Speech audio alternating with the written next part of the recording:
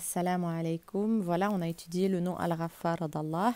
Il est important de savoir que Allah ne pardonne pas celui qui lui associe. C'est un des péchés, si on peut considérer ça comme un péché, c'est le seul qu'il ne pardonne pas.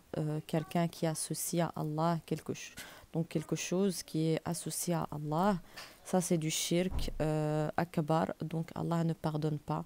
Car le jour du jugement dernier, il tirera toutes les personnes qui lui ont associé quelque chose ou quelque divinité ou autre, que ça soit par le feu de la passion, que ça soit donc par la bouche, par la langue, que cette personne croyait en un Dieu et à côté qu'il avait un associé, comme par exemple qu'il ait un fils, voilà, donc ça c'est lui associé.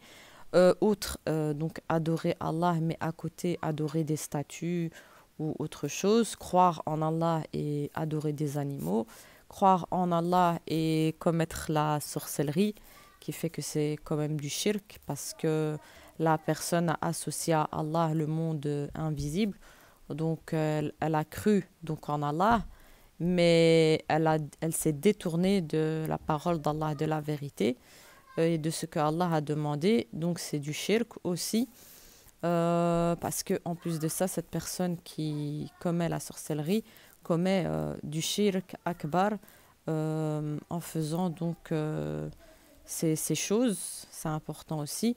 Donc Al-Ghaffar, il pardonne les péchés, certes, mais il y a des péchés qu'Allah ne pardonne pas et que je vous invite à faire vos recherches pour connaître les péchés qu'Allah ne pardonne pas, mais un des plus importants, c'est le shirk al-akbar. Et je reviendrai, Inch'Allah, avec le shirk qui est le petit shirk.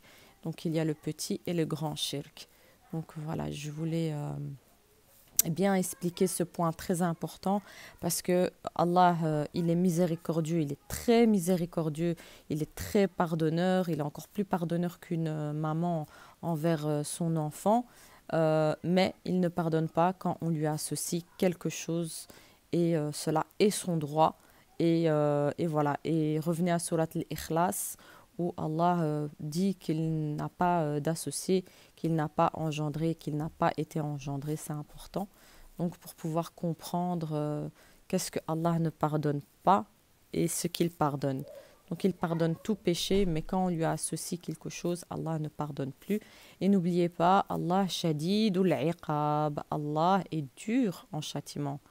Et oui, il est très dur en châtiment, et sa colère, des fois, peut être inimaginable. Voilà. Vous avez qu'à vous référer donc au peuple précédent qui ont désobéi à Allah. Et Allah était très très patient envers ces personnes. Mais quand il décide, huwa shadidul iqab. Voilà. Je clôture cette vidéo, Inch'Allah, salam alaikum. Le soir, je ferai 5 hadiths, si Allah m'en donne la force, bi'idnillah. Wassalamu alaikum wa rahmatullah.